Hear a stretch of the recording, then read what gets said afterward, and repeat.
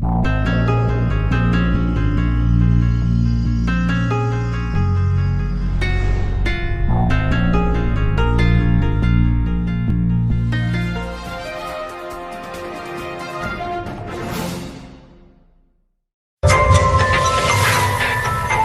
Earth, 10,000 years ago. For 2.5 million years, our prehistoric ancestors had been living in caves, passing the time by bashing stones together. Then suddenly, everything changed, and people began to build huge monuments all over the planet. But how and why? It's the biggest mystery in human history, but not for some people.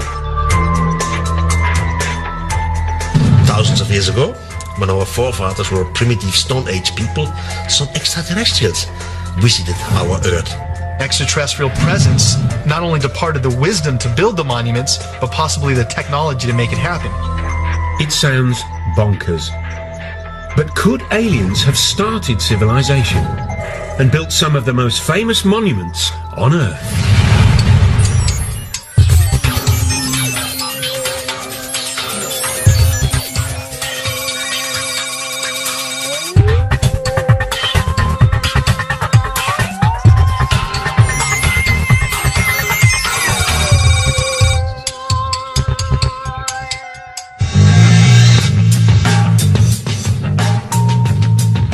All over the Earth, there are giant stone monuments. Almost everyone knows they were created thousands of years ago by ancient man. But could almost everyone be wrong? According to the official history books, buildings like the pyramids and Stonehenge are triumphs of human engineering, which mark the beginning of our human civilization. But there are a few nagging questions about them, like why they seem to appear out of the blue.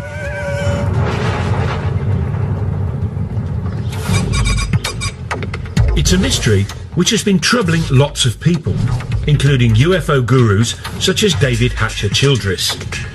Well, one of the great enigmas of the past and of humanity is that people just like us have been around for at least 100,000 years. And then suddenly, a few thousand years ago, we just stepped out of our caves and started building all these giant monuments.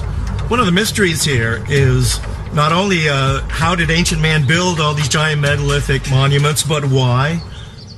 Over the years, scientists have struggled to explain it. Some suggested it was to do with agriculture. The birth of agriculture meant we could suddenly feed armies of workers. Others said it was all about the birth of religion. Early civilizations were desperate to placate gods. But now, there's another explanation.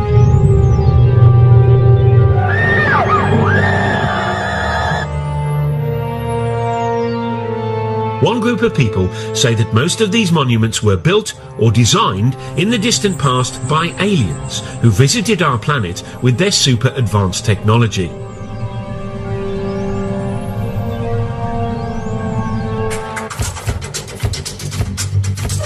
One believer is Jason Martell. He lives in California and runs a dating agency. But in his spare time, he's been grappling with the biggest archaeological mystery of our time. And he says he solved it. Man could have had the ability to physically stack those large blocks in Egypt and build that, 100,000 men. But the knowledge to do it had to come from somewhere else. There had to be some type of intervention, and that's why I look towards the ancient astronaut theory. Ancient astronauts from somewhere else came here and influenced our society. Jason and other believers say this idea would explain some baffling questions about ancient monuments. Take Stonehenge. How did Bronze Age Britons drag these 5-ton stones over 170 miles? And then there's this 1,000-ton block at Baalbek in the Lebanon. It weighs as much as 3 Boeing 747s. How did ancient man shift that? And then there's the biggest controversy of all, the Pyramids of Giza. The biggest one is made from 2.5 million blocks of stone. It was built in just 20 years and is lined up exactly with the North Pole, less than 1/10 of a degree out. According to the experts, the answer is simple. The ancient Egyptians were just terribly clever, worked very fast and very hard. And they created a whole tourist industry in only a few decades. But that doesn't convince the likes of Jason Martell. Many of the ancient sites around the world display a type of brilliance that we don't attribute to ancient man. If ancient man is living in clay huts and using stone tools, they're not going to have the advanced mathematics and geometry to lay out some of the sites that we have today. How did ancient man build things like Stonehenge? How did they get the Giza pyramids to line almost 1/10 off a degree to actual north? So what do the official Egypt experts say? Egyptologists think there's no big mystery. Archaeologists, they say, have dug up lots of evidence near the pyramids. The broad features are fairly clear. We've got the barracks where the workmen lived, we've got the tombs of the architects. Also, for some of the unfinished pyramids, we have got the ramps which were used to drag the blocks into place. So although the minutiae of the construction process isn't known, probably is unknowable, I think the big picture is perfectly clear.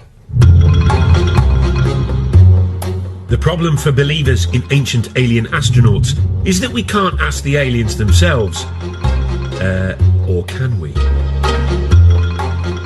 Lisa Royal Holt says that she knows that aliens built ancient monuments. That's because she is an intergalactic medium who's in direct spiritual contact with an alien called Sasha. Apparently, Sasha lives billions of miles away, but luckily, reception is crystal clear. Over to you, Lisa. Well, greetings to you. This is Sasha. It is a pleasure to be with you this day, and we are so excited that you have an interest in this subject matter. Our intentions for our interaction with Earth humans is absolutely, totally in peace, love, and joy. Thank you, Lisa. I mean, Sasha. That's very reassuring. But what about the pyramids? Who built them? In ancient days, my forefathers came to Earth. We were seeking another place to colonize. The monuments were built by extraterrestrials, usually for actual scientific purposes. Okay, we'll be back with the aliens soon, so we can hear firsthand about what experiments they got up to. But first, let's meet the godfather of the ancient alien astronaut theory, the man scientists and archaeologists love to hate. Traditional archaeology don't like mysteries. They have the answer for everything. They just declare something, and the rest of the world has to believe it.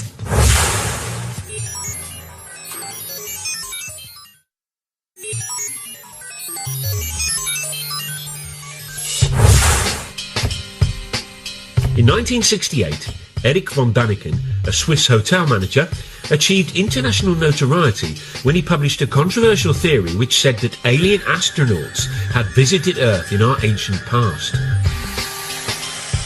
Now, it wasn't the first time it had been suggested extraterrestrial beings had come to Earth in prehistoric times. This, after all, had been a staple of science fiction fantasy for years. But Erich's idea had a rather crucial difference. He said it was true. His book, Chariots of the Gods, sold more than 60 million copies worldwide. And he quickly became an international superstar. Erich seemed to give the world a brand new space-age version of human history. Thousands of years ago, when our forefathers were still Stone Age people, some extraterrestrials arrived. Von Daniken argued that those extraterrestrials helped build ancient monuments. His career as a solver of ancient mysteries began, he says, in the 1960s. While other people were taking drugs and generally rebelling, Erich was pondering ancient buildings, and one in particular, the Great Pyramid of Egypt. Built as a tomb for the pharaoh Cheops, it's made of 2.5 million stone blocks. Some of the biggest weigh up to 80 tons and were transported from quarries hundreds and hundreds of miles away. And that was 1,000 years before the invention of the wheel. To Erich von Daniken, that posed a huge question. Not why the aliens didn't give us the wheel, but another big question. This is the largest man-made monument on Earth, with a height of about 450 feet and weighing 30 million tons. It's quite a piece. I mean, for a group of people or architects who came right out from Stone Age time.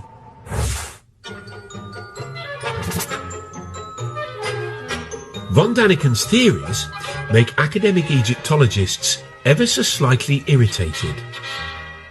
Von Daniken doesn't seem to like human beings very much. He does them down, claims that people are just out of the Stone Age. Well, the Stone Age actually ended some centuries before the pyramids were built, for starters.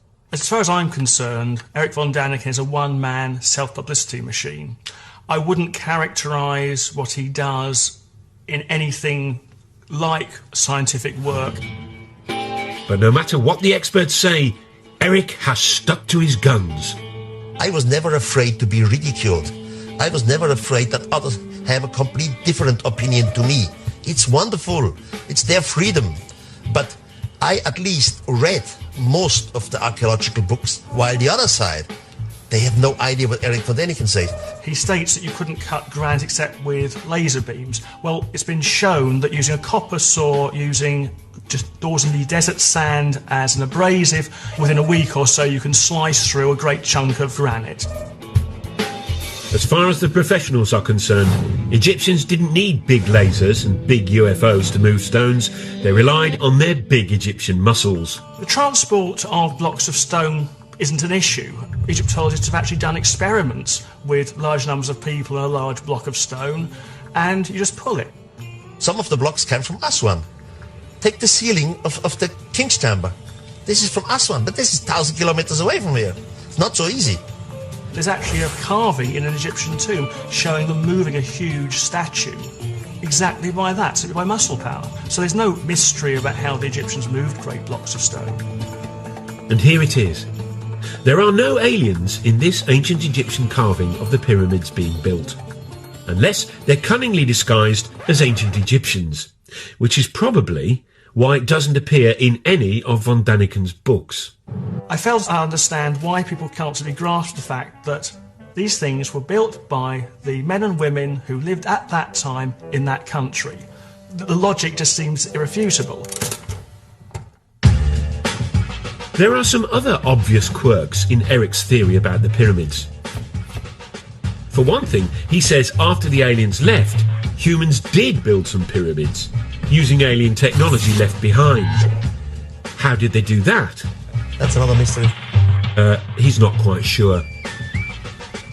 He also says the pharaoh's tombs were actually a cunning attempt to copy the alien science of cryogenics, which preserves the dead in a state of suspended animation. Von Daniken was quickly dismissed as a crank, and still is. But the archaeologists don't have it all their own way, for there's one irritating little puzzle they haven't been able to solve yet. According to the scientists, the Great Pyramid was completed in just 20 years. Given there are over 2 million blocks, that means the Egyptians had to quarry, move and set a block every minute and a half of every day, 365 days a year for the whole construction period. One has to admit that the details of pyramid construction remain obscure. 2.5 million blocks in such a short time? There really must be doubts if you have a reasonable brain. Having wowed the public with his theory about pyramids, von Daniken then set out across the world to find more evidence of more alien ancient activity. These extraterrestrials have left some proof. But the question is complicated. Left what? What could they have left? And what do you know? He saw that proof everywhere. This 5,000-year-old African cave painting, for example, he says, is of a spaceman, complete with helmet. This ancient stone, he claims, shows people using telescopes. And when he climbed into this Mayan tomb in Mexico, he found what his book would later say was a carving of what seemed like an extraterrestrial traveller in his spaceship. Hunched over the controls, the alien seems to have his breathing apparatus in place, and flames are spewing out of his rocket. According to von Daniken, it's just like the liftoff at Cape Canaveral. And then he said he had the revelation which proved his idea had to be true when he visited South America and flew over the famous Nazca lines in Peru.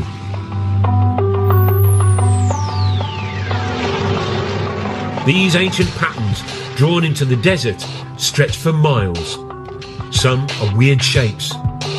But mysteriously, those weird shapes can only really be seen from the sky. I had my first flight over Nazca, and it was very, very impressive because you can see it only from the air. Then you fly higher, then you see something who looks like airstrips. You think, this is fascinating, this is incredible, this is not normal for the natives. And then the question comes, why have they done it, and why exactly here? Archaeologists say these lines are irrigation channels or religious symbols, but von Daniken says he has a much more convincing explanation involving, yes, you guessed it, aliens. We had a mother spaceship around the Earth. From the mother spaceship, smaller vehicle came down, and they were looking for some kind of mineral and whatever. And they make their discoveries and disappeared again. The first lines, he said, were left by accident by the aliens who left marks when they landed and took off in their UFOs. The natives came and see the line of landing because sand and little stones are blown away. And now the natives start to make lines like they have seen created by some mysterious god. Erich believes that the Nazca were so impressed by the visiting aliens, they thought they were gods and set out to copy the lines themselves.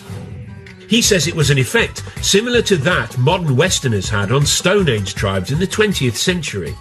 New Guinea tribespeople thought the first Westerners they saw were gods who had come down from the heavens in silver birds.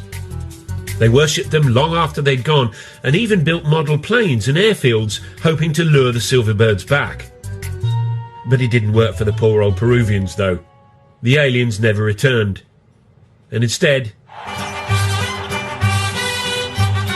they got the Spanish.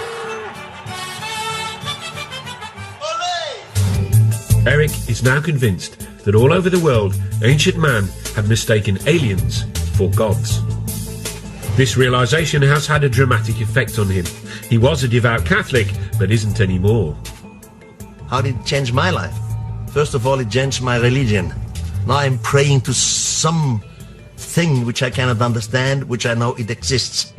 As soon as you start to understand it in a cosmical way, it changes your point of view concerning religion and concerning having right. I cannot live anymore with cults and psychology. Erich von Daniken has a brand new explanation for the whole of human development. Creatures from outer space, he says, not only built and designed most ancient monuments, they inspired all the great religions too. This is heady stuff, but there are two small problems. Not a single expert agrees, and none of his evidence stacks up. Take the so-called alien astronaut in his rocket ship from the Mayan tomb. What von Daniken says are controls and flames are in fact well-known Mayan symbols, like this. It's not part of a rocket, but the face of the Mayan earth god. And these South American stones with supposedly ancient carvings of primitive people gazing at the stars through telescopes, they were exposed by a BBC documentary as fakes, all made by this clever farmer. But that hasn't stopped Erich's runaway success. His 29 books have sold 63 million copies and been translated into 32 languages. Brian Appleyard is a leading British author who's written on the public's fascination with UFOs. He thinks von Daniken's success is down to people's growing distrust of experts, which leads to a taste for conspiracy theories. Now, people by the 60s and 70s, and because of the Cold War, people were paranoid, convinced that governments were lying to them, convinced that something was concealed, and convinced that the world was not as we were told it was. So people were ripe for a story. They were ready to hear a story about extraordinary things. The von Daniken phenomenon seems unstoppable. He makes so much money from his books, he recently opened his very own theme park, which celebrates his unorthodox beliefs. Complete with reconstructions of some of the ancient monuments. You see great things like the desert of Nazca in Peru, like Stonehenge. It's a laser show, by the way. In a breathtaking laser show, the visitor experiences the spectacular sight of Stonehenge. There's even a guided tour which aims to answer all those big questions you've been dying to have answered. Did the mythical continent of Mu ever exist? What is the secret of the underwater structures off the Japanese island of Yonaguni?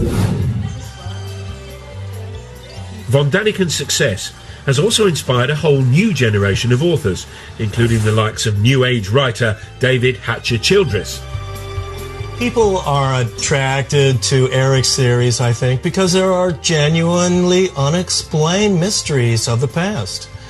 And we really don't have all of the answers to why mankind, supposedly a primitive mankind, would go through the tremendous effort to build many of these giant monuments. Erich von Daniken's definitely been one of the pivotal people that I've looked to grab onto the coattails of his information and really start to look at this information in a new light. But these new believers have a battle on their hands. Scientists don't care whether the mythical continent of Mu ever existed. If aliens visited the Earth, scientists want proof. I think the first thing I would say about whether the knowledge to build pyramids was given to the Egyptians by extraterrestrials is simply, where's the evidence? If you think about man's fairly limited extraterrestrial experience of going to the moon, look at the amount of space junk which has been left around simply by going there and coming back. Wouldn't you have thought that if spacemen had been to Egypt and had been teaching the people how to do these things, there'd be at least the odds of leftover broken plastic somewhere? The believers, though, say they've found some evidence, although whether it's very convincing is a whole different question. According to them, aliens did leave some space-age technology behind. This 2,000-year-old pottery jar, for example. It was discovered in Baghdad in 1938. Inside it were copper and iron rods, similar to a modern battery. Back in California, Jason Martell has built his very own replica. What we're looking at basically is just a simple clay pot formed with the clay found naturally in that region, and then using a simple copper lining and a iron metal rod down the center. This was in back in their days used either a rubber or an asphalt stopper. Jason fills the pot with an acid solution, vinegar, and now he's expecting something spectacular to happen. All right, the moment of truth.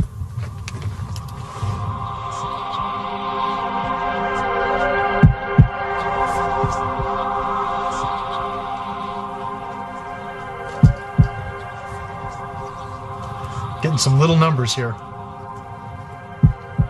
See that spike?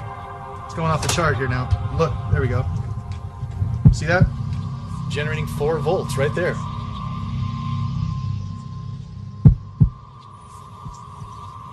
What we attribute to ancient man, they deserve a lot more credit than we're giving them. Because obviously we can test the devices with our understandings of technology and get a reading. Here we are, 4 volts right there from the battery.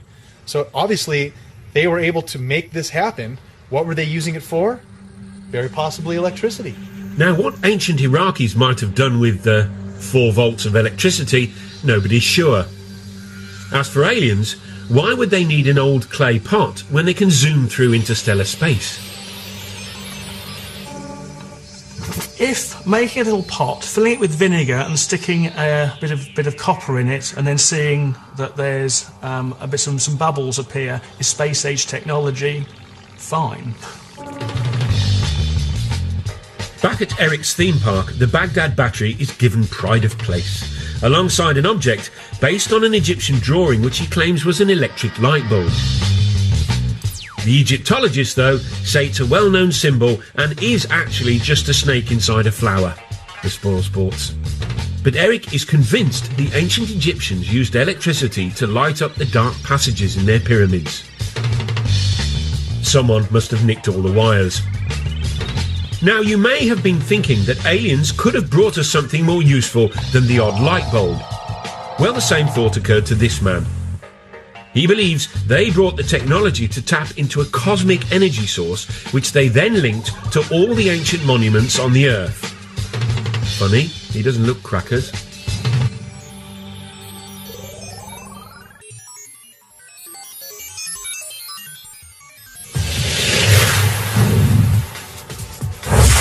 One of the things that makes human beings sort of special is that we live in big, sophisticated societies full of big, complex buildings.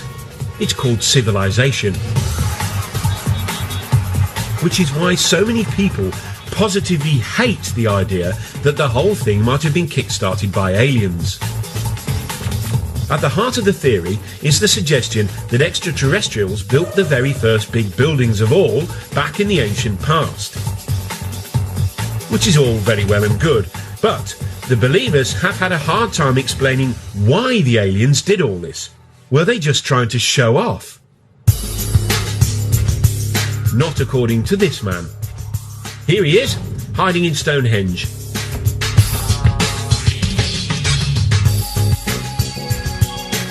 Now, according to the scientists, Stonehenge was built in 3000 BC. The 5-ton stones were dragged 170 miles by ancient British people to celebrate the sun, it's thought. Which is all very interesting. But not quite interesting enough for David Hatcher-Childress. He says Stonehenge might instead have been a fuel stop for ancient aliens. He came up with his interesting theory after he discovered what he says are mysterious energy lines. He believes the Earth is covered with these invisible lines in a strange network. If it all sounds a little unlikely, it has at least got a cool-sounding name. The World Energy Grid. The world grid is an intelligent geometric pattern of the Earth and its energies. A wave of the sunlight hits the Earth and wraps the Earth like a ball of string of energy, creating this energy grid. As you might have guessed, no scientist believes in this grid or the energy that it apparently contains. But according to Hatcher-Childress, that's just because they're too sceptical for their own good. The aliens, though, knew about the energy grid and tapped into it. How? By building ancient monuments on key intersections of the grid, obviously. By placing megalithic monuments along this grid, UFOs can then take energy off of this energy grid, and by going to certain power points like Stonehenge, the craft can hover over these energy spots and draw energy from those spots to help replenish the craft. Now, why these giant fuel stops are all built out of big lumps of stone, Childress doesn't say. But maybe we could tap into this energy nowadays. Of course we can't. Over to you, David, to explain exactly why not. I know many people must have difficulty in imagining this energy grid around the planet, but it's a lot like this racetrack. Here on this racetrack, we have a geometric formation. It's all interconnected. We have the cars running along this energy grid. But if any part of this racetrack is disconnected or broken, the cars won't have the energy anymore and they won't be able to run along the track. So unfortunately, because the ancient monuments like Stonehenge are nothing more than ruins, the world energy grid has broken down. So no free energy for us. But apparently, the aliens didn't just use the ancient monuments for energy. Oh no. Many of the megalithic monuments, including pyramids, Stonehenge, are actually antennas that can be used by UFOs. So there you go. Stonehenge wasn't just a place where druids hung out, it may have been used by ancient aliens to phone home. Or maybe not. Oh sure, they're from another planet. But talking of phoning home, where might these ancient aliens have actually come from? There is one man who should know. He's Seth Shostak.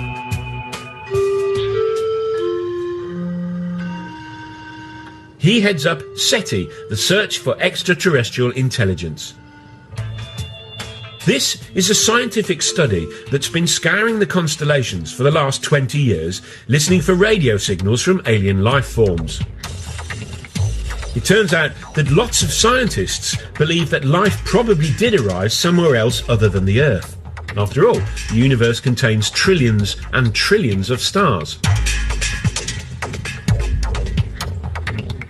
Seth Shostak has devoted his life to being the first to prove it. You know, the universe is vast. It seems that most stars have planets. There are going to be lots of other worlds that are just as nice as the Earth for life. The question is, has life arisen on those worlds? Planet X. Jason Martell is convinced aliens are from there. He says that the ancient Sumerians from Iraq believed in a 10th planet in our solar system, which modern science hasn't yet discovered. Sumerians, he says, believed that's where their gods, the Anunnaki, hung out. Again, the Anunnaki are the beings supposedly that come from Planet X, another planet within our solar system that modern science is currently trying to look for. That planet does exist. It's possible we have ancestors living on that planet. Just a minute. Ladies and gentlemen, we bring you this special radio television broadcast in order to give you the very latest information on an amazing phenomenon. It was looking good for Planet X when in July 2005 astronomers announced they had actually discovered a big blob way out beyond Pluto. They called it Planet Xena. But they've now realised it's really small and full of gas, so not likely to be the home of the Anunnaki or our ancient alien visitors.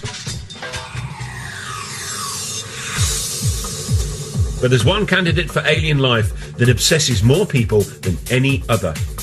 It's our closest neighbour, Mars. It's also the planet that's most like our own. Some scientists are convinced it has water, and for years NASA has been probing and exploring it. So far, no signs of aliens. But in 1976, they were looking for signs of tiny bacteria, when instead they found this. This photo of the plain of Cydonia contains what most astronomers are convinced are some large rocks. But to some people, they look suspiciously like this.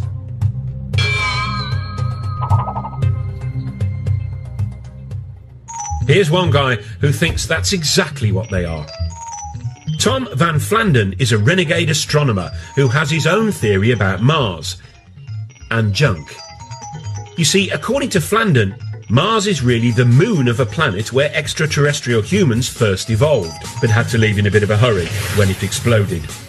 Left behind was all sorts of junk, including pyramids. The most interesting speculation about the origin of the artifacts on Mars is that the original human race was on the parent world that has since exploded. They built things on their moon, Mars, but before the end of their civilization, which they saw coming, they transferred their species to the most nearly habitable planet, which would have been Earth. We'd sure like to get higher resolution images of this and other pyramid-shaped objects on Mars and see if they are truly pyramids. But are these really pictures of Martian pyramids, you ask? Tobias Owen was a NASA scientist on the mission that took the photographs. He's what you might call unconvinced.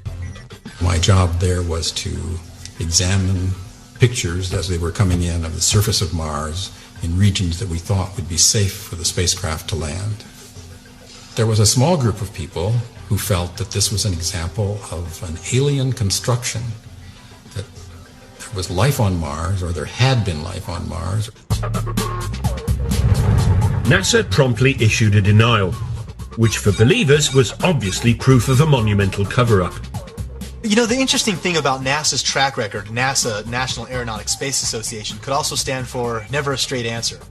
In its inception in 1959 or so, NASA consulted a big think tank called the Brookings Institute, which advised NASA, if you ever find extraterrestrials, these things need to be handled cautiously. For one, society in general and religious institutions aren't quite ready to accept an extraterrestrial presence. pyramids on Mars were spooky enough, but then things got really out of hand when NASA released another batch of photographs from the plain of Cydonia. And near the pyramid shapes was something else. A rocky outcrop that some people felt had an eerie resemblance to something familiar, something that ancient astronaut believers have long connected with aliens. Yep, that other famous tourist site in Egypt. Very interestingly enough, NASA first took an image of the face on Mars and they labeled it head. And this photograph was quickly dismissed by NASA as a trick of light and shadow. It's not really a face on Mars, it's just a lighting angle difference. Wrong answer. Here we have a face in pyramids on Mars, a sphinx in pyramids in Egypt. There has to be a connection, a Mars-Earth connection. To the scientists, though, it was just a natural feature. This is the kind of thing that we see on the Earth in various places. There's a famous one in New Hampshire in the United States called the Old Man in the Mountain. And there's a tendency among us humans to try to see images of ourselves in nature. And here was a perfect example, but happened to be on Mars. The common sense explanation is simple. Human beings are just hardwired to recognize faces, even when faces aren't there. Over to a psychologist to explain. Faces are very important to humans from infancy. They're so important that we perceive faces even in a stimulus that is not a face. For example, this plate of eggs in front of me looks very much like a face. We can see eyebrows, two eyes, a nose, and a mouth very readily. Well, when I look at the first image that was taken of the structures on Mars, I see it very, very clearly as a face. Here's an eye, here's the bottom part of a nose, here's the outline of a face. This is a low-resolution image, and I'm quite convinced by that interpretation. However, when I look at the more recent image, which is a much more high-resolution image, I'm very hard-pressed to see that as a face. Now, could I see it as a face? I could. I could go and look for the same features that I saw in the first image and try to pick them out here. But in the high-resolution image, where it is not very ambiguous, it is much harder to perceive this as a face. We now have exquisite images of the surface of Mars that are being taken as we speak, in fact, by the Mars Express spacecraft. And we see extraordinary detail on the surface of that planet, but we see no evidence of anything artificial. So Mars may not have a sphinx, and it probably doesn't have any pyramids. And so far, it hasn't got any signs of life at all. So where do the ancient aliens come from? It's time to consult someone who should really know. An alien herself. Lisa Royal Holt, a cosmic medium, claims she can communicate with aliens. Apparently, she hooks up to the extraterrestrials by putting herself into a self-hypnotic trance. She says she's been doing it for years. It wasn't until I was in college when I was studying hypnosis, and I learned to put myself in an altered state. And when I did that, I started to realize that I was very intuitive and that sometimes I would receive messages. I'm able to actually hear or sense the communications and then verbally communicate them. Right now, her favourite phone buddy is a female alien called Sasha, who takes over Lisa's brain and communicates through Lisa's voice. We are about to do a channeling session. I will go into a meditative state. You are going to hear from Sasha, who says she's from the Pleiades. You mean the Pleiades, a cluster of stars in the constellation of Taurus, otherwise known as the Bull. Tell us, Sasha, if it's not too personal a question, what do girls from the Pleiades look like? In my world, I actually do have what you would know to be a physical body, though it exists in a slightly different dimension. I could walk down your street and pass as a human, but you would probably look at me and feel there was something strange about me. Sasha says her people were intergalactic empire builders who roamed the universe thousands of years ago, taking over other planets and building vast monuments as they did. Ironically, one of their first colonies was apparently on Mars. We used some of the bases there as colonies. What has been found now on Mars represents the tip of the iceberg of what is still on Mars. But Mars was merely a stopover for Sasha's people. She says they soon turned their attention to us. My forefathers thus have been very interested in Earth for a very, very long time. It's time to find out the answer to the biggest question of all about the ancient astronauts. Why did they come here? According to Sasha, they may have been up to more than building monuments and starting civilization. Could they have created the human race?